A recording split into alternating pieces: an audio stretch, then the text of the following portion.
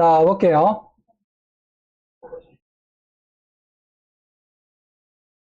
자, 이제 이 친구 사이즈는 전체 사이즈를 줄였죠. 우리가 원하는 크기로. 그래서 넓이가 350에 높이가 467로 줄였고, 자, 이제 이런 모양으로 한번 만들어 볼 거예요. 이런 모양으로. 이 모양으로 만들 건데, 자, 우선 이 친구들 밑으로 단위를 밀리미터로 바꾼 다음에 한 10mm만큼 이렇게 여유를 준 거야. 그리고 왼쪽, 오른쪽 위에는 2mm씩 여유를 준 거예요. 여유를 준 건데, 이런 것들은 뭘 이용해서 만드느냐 하면, 포토샵이라는 프로그램에서 우리가, 캔버스 사이즈를 늘려서 만든다고 생각하시면 돼요. 캔버스 사이즈. 자, 그래서, 이미지. 그리고 그 안으로 들어가시면, 우리 아까 이미지 사이즈 바로 밑에 보면 캔버스 사이즈라고 나오죠. 클릭.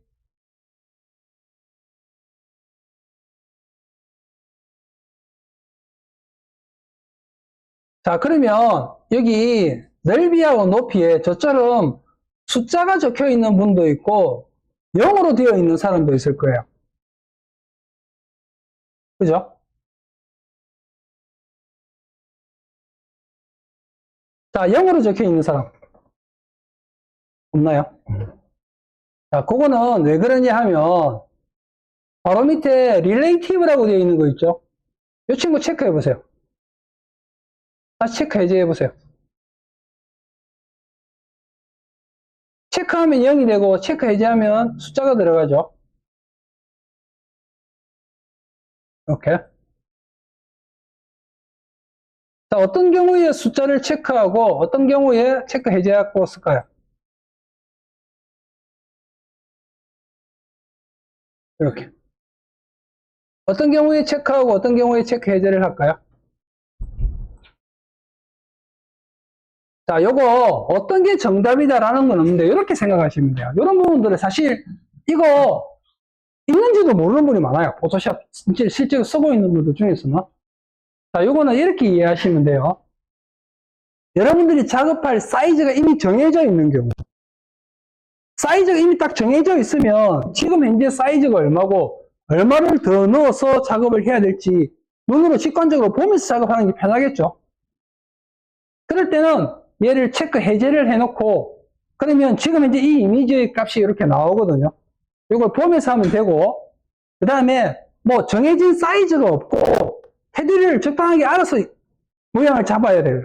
그럴 때는 굳이 이런 거는 체크를 해놓고 0으로 만들어 놓고 사용하면 내가 얼마를 줄지 명확하게 계산상으로 이렇게 확인하기가 쉽게요. 그래서 만약에 작업 사이즈가 정해져 있는 경우는 체크 해제, 정해져 있지 않은 경우는 체크해 놓고 쓰는 게 편해요. 자, 우리는 일단 체크 해제해 놓고 쓸게요. 체크해 놓고 쓸게요. 체크. 이렇게.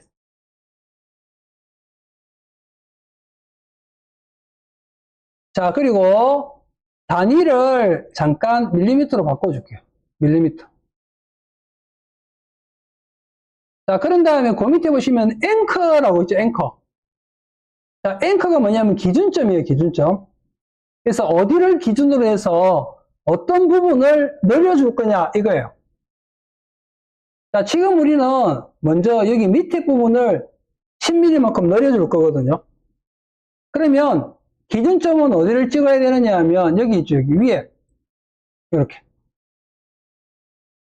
그러면 여기 밑에다가 이렇게 여백을 넣어주겠다 이 말이에요. 만약에 위에다가 여백을 넣고 싶으면 이렇게. 자, 그래서 우리는 밑에다가 여백을 줄 거니까 이렇게. 자, 그리고 넓이하고 높이 중에서 높이 값이 아래 위로 관여하는 거예요. 높이에다가 10. 자, 그리고 그 밑에 보시면 Canvas Extension Color라고 되어 있는 부분 있죠. 자, 요거는 뭐냐 하면 밑에다가 여백을 줄 건데 그 여백을 무슨 책으로 채우겠느냐 이 말이에요. 자, 얘 눌러보면 포그라운드, 백그라운드 나오죠. 자, 이 포그라운드, 백그라운드는 뭐냐 하면 여기 툴바 있죠, 툴바. 툴바에 보시면 색이 이렇게 두 개 있죠. 여기 위에 있는 색이 포그라운드, 밑에 있는 색이 백그라운드. 이거 한글 버전에서는 뭐라고 되어 있는가 하면 전경색, 배경색 이렇게 되어 있어요. 그래서 만약에 내가 흰색을 칠하고 싶으면 전경색하고 배경색 중에서 배경색이 흰색이죠. 그러면 백그라운드를 체크해 주시면 되겠죠. 자, 그렇고 그 다음에 내가 원하는 색이 전경색이나 배경색이 없어. 그럴 때는 밑에 보시면 화이트, 블랙 이런 것들이 나오고, 또 그 다음에 여기에는 없는 컬러야. 그럴 때는 요거죠, 요거. 컬러 칩을 누르면 여기서 내가 원하는 색을 지정할 수 있어요. 이해하셨나요?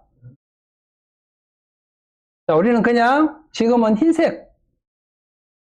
그래서 백그라운드나 화이트나 하여튼 흰색을 선택해 주시고, 그리고 OK 눌러보세요.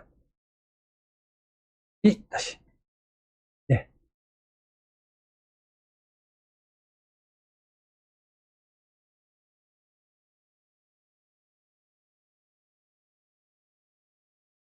그러면 지금 보시는 것처럼 이렇게 여백이 생겨나겠죠.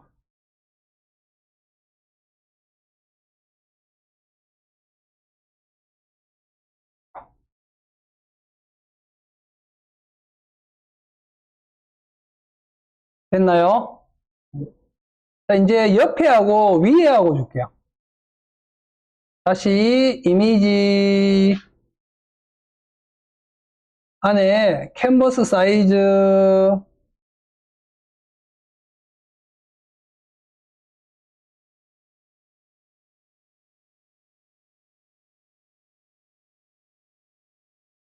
자, 그리고 단위는 아까처럼 밀리미터로 바꿔주시고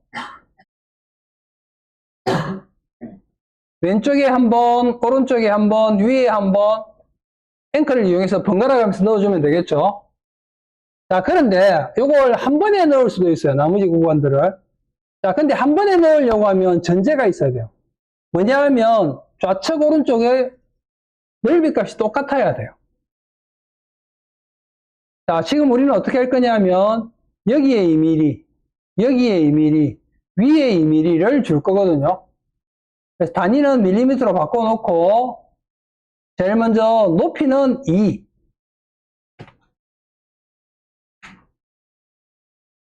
자, 그리고 넓이는 4 주세요. 4. 그런 다음에 앵커 포인트를 여기로 잡으세요. 이렇게.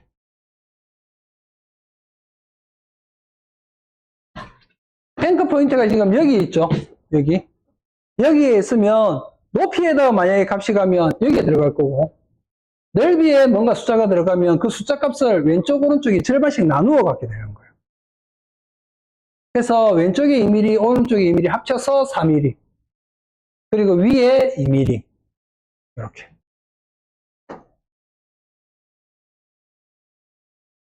그리고 OK를 눌러주시면 이렇게.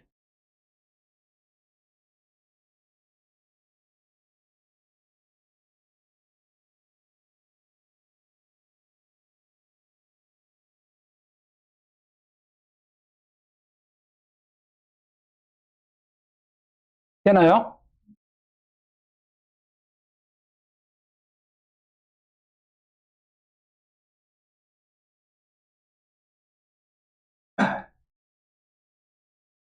자, 이제 여기에다가 Dear My Friend라고 글자를 입력할 거예요. 글자 입력할 건데, 그 전에 여기 우리 패널 중에서 레이어 패널을 잠깐 열어주세요. 레이어 패널.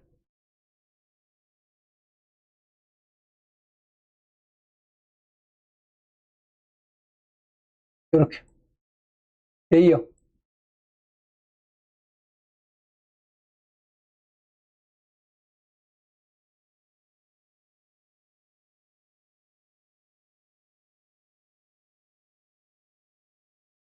자, 그 다음에 여기에 Dear My Friend라고 글자를 입력할 거거든요. 자, 우리가 글자를 입력할 때 쓰는 툴은 여기 보시면 T라고 되어 있죠. T. 이걸 왜 타입 툴이라고 불러요? 타입 툴. 타입 툴 선택하시고 자, 그 다음에 여기 잠깐만 보세요. 우리가 그 파워포인트나 이런 거 경험해 보신 분들은 글자 넣을 때 무조건 글박스 만들잖아요. 자, 잠깐 보세요. 자, 이 상태에서 클릭해서 이렇게 드래그 해가지고 글박스를 만든 다음에 글자를 입력하거든요. 아, 근데 이게 틀린 건 아니에요. 틀린 건 아닌데, 포토샵에서는 특별한 경우를 제외하고 글박스를 만들어서 글자를 막 입력할 만큼 글자를 많이 넣는 경우는 많이 없어요. 그래서 제가 권장드리는 방법은 그냥 타입도 선택하시고 글박스 만들지 마시고 그냥 여기 빈 공간에 아무것도 상관없이 클릭. 그러면 자동으로 이렇게 더미 텍스트가 뚝 들어가면서 내가 글자를 입력할 수 있도록 이렇게 만들어줘요. 그러면 여기다가 글자를 넣어주시면 돼요. 자, 잠깐만. 아직 하지 마세요. 자, 그리고 요거 여기 레이어 패널에서 빈 공간 클릭해 보세요. 그러면 다시 이렇게 되고 여기 레이어 보면 T라고 해갖고 막 생겼죠? 이게 텍스트 레이어예요. 텍스트 레이어. 자, 요거를 선택하고 딜리트 눌러보세요. 그러면 얘가 이렇게 지워져요.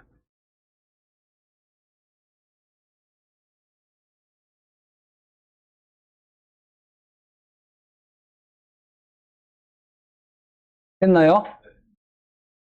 자, 다시 이번에는 Dear My Friend라고 넣을 건데, 자, 그 전에 뭐 한 개 세팅을 한 개 해줄 게 있어요. 그게 뭐냐 하면, 우리가 타입 툴을 선택을 하게 되면 좌측 상단에 보시면 이렇게 서체를 선택할 수 있는 게 나와요. 그죠? 그런데 한글 서체를 보면 한글 서체가 영어로 표시되어 있죠.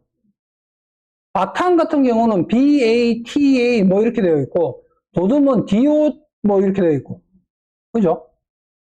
물론 여러분들은 영어에서 자유로우니까 딱 보면 알겠지만 뭔가 좀 사용이 불편하잖아요. 그래서 어떻게 할 거냐면 한글 서체는 한글로 표기되도록 만들어 줄 거예요.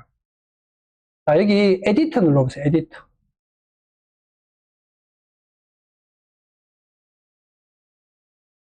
그리고 그 안으로 들어가시면 여기 프리퍼런스 환경 설정이라는 거예요. 환경 설정.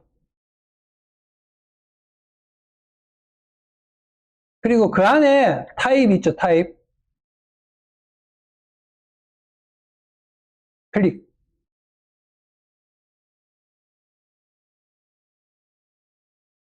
그러면 글자를 입력할 때 쓰는 여러 가지 옵션이 나오는데 지금은 다른 거는 모르겠고 여기 보시면 Show Font Names in English라고 되어 있죠. 요거를 체크 해제하세요. 얘가 체크되어 있으면 모든 수채가 영문으로 표기돼요.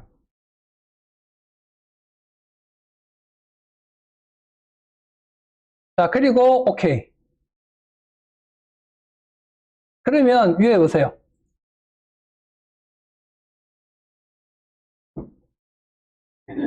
한글 수채 나오는 거 보이죠?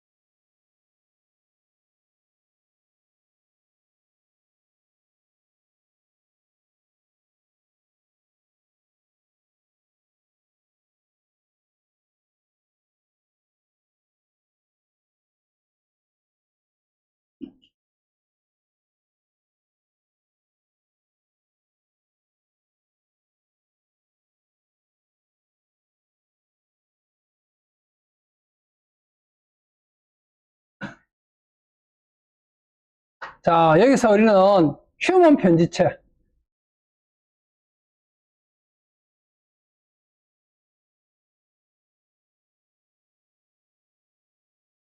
휴먼 편지가 없으면 그냥 비슷한 수채 중에 아무거나 하나 쓰세요. 자, 그리고 그 옆에 보시면 글자의 크기 11포인트로 잡아주시고 글자 색깔은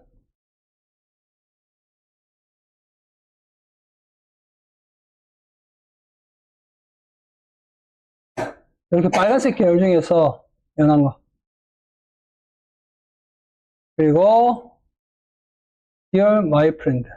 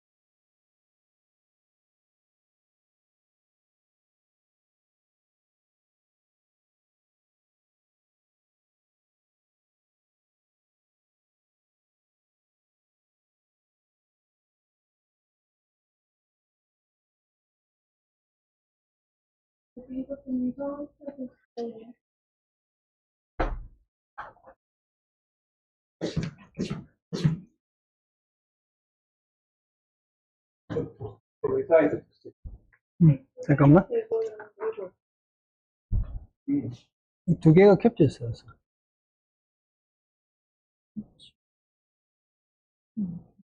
이거 씌우고 싶어. 이거 선택하고. 딜리트, 딜리트.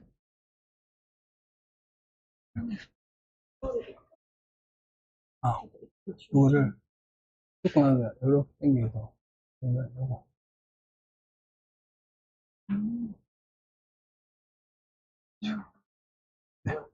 이거 하면 좀 이거 만져볼게요.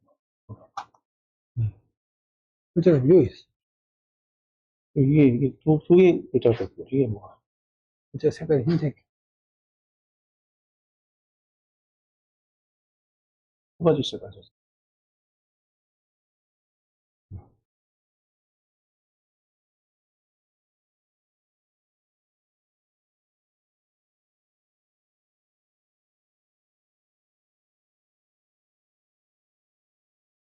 음, 여기 있어.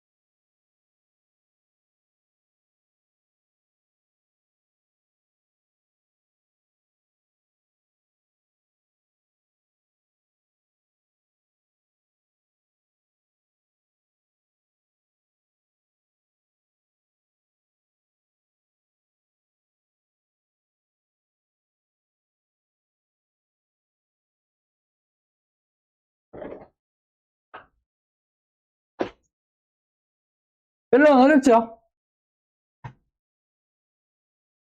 자, 지금부터 제가 간단한 미션 하나 드려볼게요.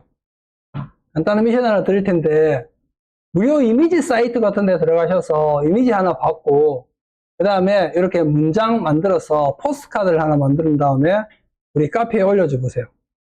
그리고 여러분들 무료 소스 사이트 제가 프린트문 하나 만들어 드릴게요. 잠깐만 있어 보세요.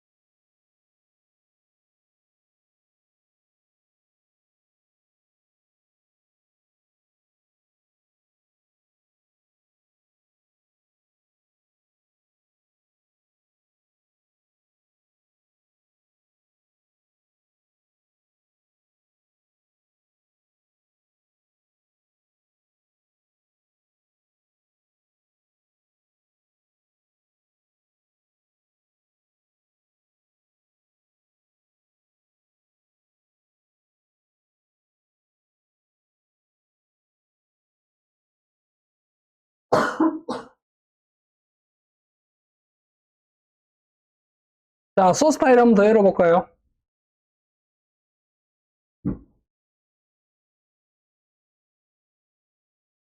자, 이번에는 선택 툴 연습이라는 거 있죠.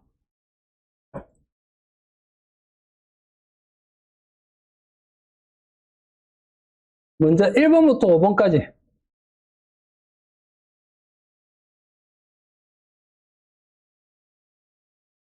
열기.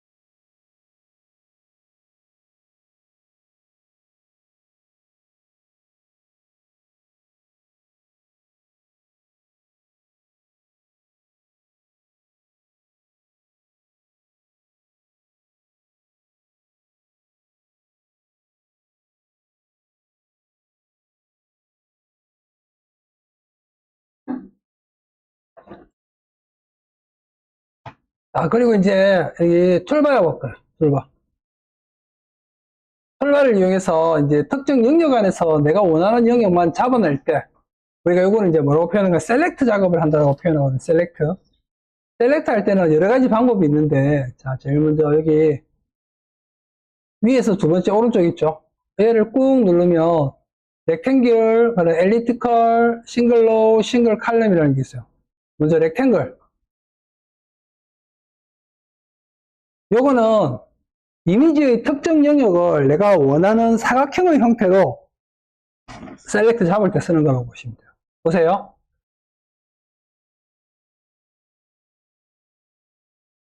이렇게.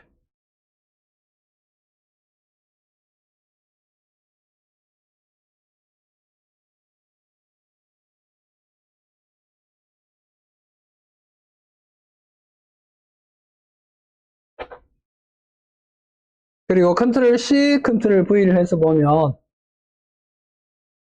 지금 여기 하나 올라가 있죠? 이렇게 되는 거예요.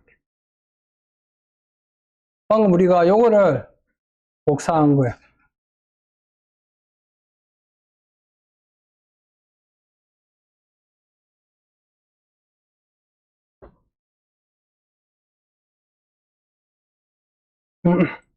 이렇게.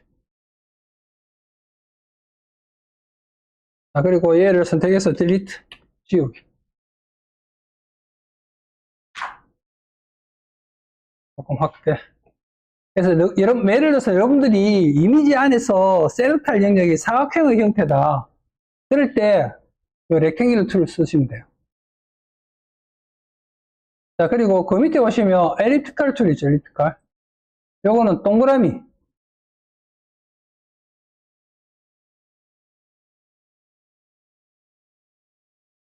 이렇게.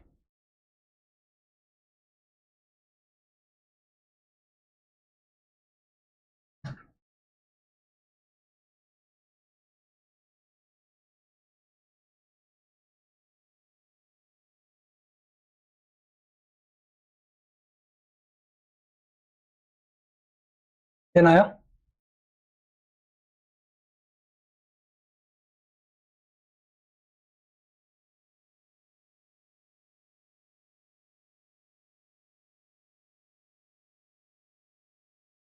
자, 그리고 다시 얘를 꾹 눌러보면 싱글 로우하고 싱글 칼럼이 있는데 요거는 그냥 없다고 생각하세요. 요거는 뭐냐 하면 이미지 안에서 1픽셀의 두께로 가로 혹은 세로로 셀렉트 잡을 때 쓰는 거라고 보시면 돼요.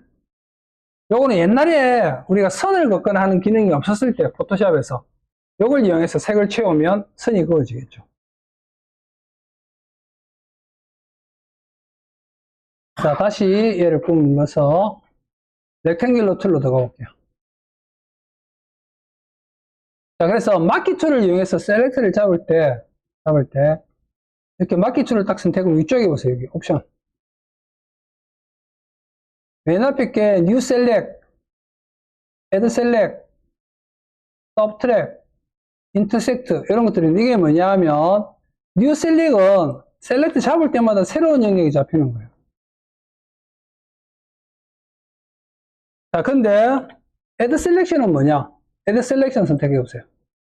그리고 드래그 보이시나요?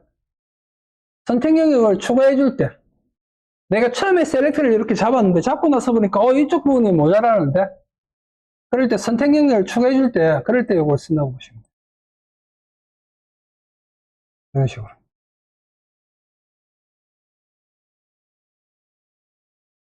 자, 그 다음에 그 옆에 서브트랙 요거는 선택 영역을 드러낼 때 보이시죠?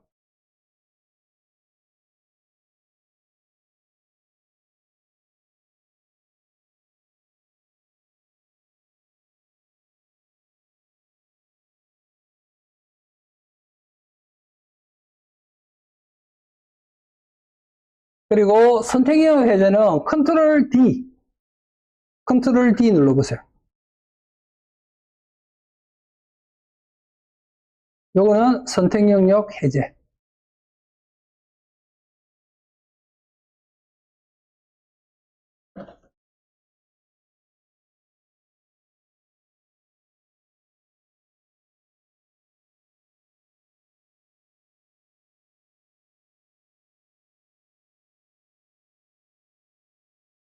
자, 그리고 그 옆에 보시면 패더라는 거 있죠. 패더. 패더. 자, 패더는 뭐냐 하면 내가 이렇게 셀렉터를 잡죠. 셀렉터를 잡을 때 경계 영역이 있잖아요. 경계. 셀렉터 가장자리. 이 가장자리를 얼마나 부드럽게 해줄 거냐 하는 건데, 자, 여기 보세요. 여기. 일단 0인 상태에서 주면, 자, 이런 식으로 모서리가 가장자리가 또렷하죠. 자, 근데 여기를 제가 일부러 한 10픽셀 정도 줘볼게요. 10픽셀. 여러분도 10 해보세요. 그리고 셀렉트를 이렇게 잡으면 분명히 사각형으로 잡았죠. 사각형. 셀렉트를 탁 넣으면 어떻게 되는지 보세요. 그리고 컨트롤 C, 컨트롤 V를 해서 보면 보이시나요? 가장자리가 부드럽게 처리가 되어 있죠. 자, 요거는 0. 패더가 0. 그리고 얘는 패더가 10. 그게 이 차이를 알겠죠?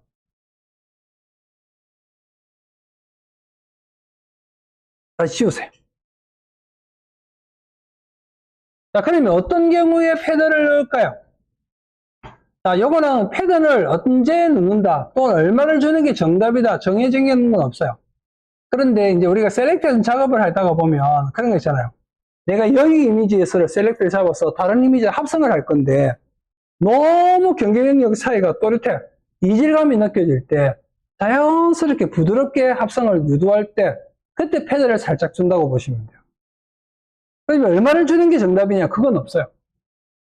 어떨 때는 패드 안 주는 게 더 자연스러울 때가 있고, 또 어떨 때는 패드를 줄 때가 더 자연스러울 때가 있고, 패드 값은 이미지의 크기나 해상도에 따라 틀려질 수도 있는 거예요. 다만 이제 어떻게 주는지만 여러분들 잘 이해하고 있으면 돼요. 되겠죠? 자, 그리고 왼쪽에 밑에 보시면 라쏘 툴이라고 있죠. 라쏘 툴. 자, 이 라쏘 툴은 뭐냐 하면 한글 버전에서는 여기에 올가미 툴이라고 해요. 올가미 툴. 여러분 올가미 툴이란 말 들어보신 적 있죠? 그게 바로 라쏘 툴이에요. 라쏘 툴. 자, 얘는 우리가 셀렉트 영역을 잡을 때 내가 연필로 그리는 것처럼 보세요. 클릭하고 드래그 이렇게 내가 원하는 영역을 연필로 그리는 것처럼 이렇게 잡는다고 보시면 돼요. 이렇게.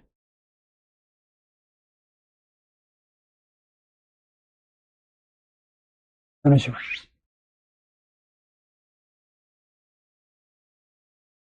자, 얘도 마찬가지로 New Select, Add Select 뭐 이런 것들이 있고 패드 값도 적용할 수 있어요. 그리고 Ctrl D 선택 영역 해제.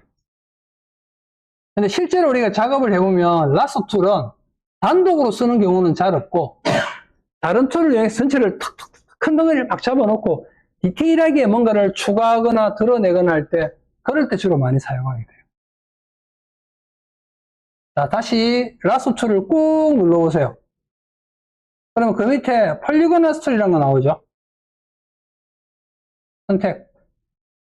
자, 폴리곤 라스터는 뭐냐 하면 보세요. 클릭, 클릭, 클릭, 클릭, 그리고 제일 처음으로 가서 클릭.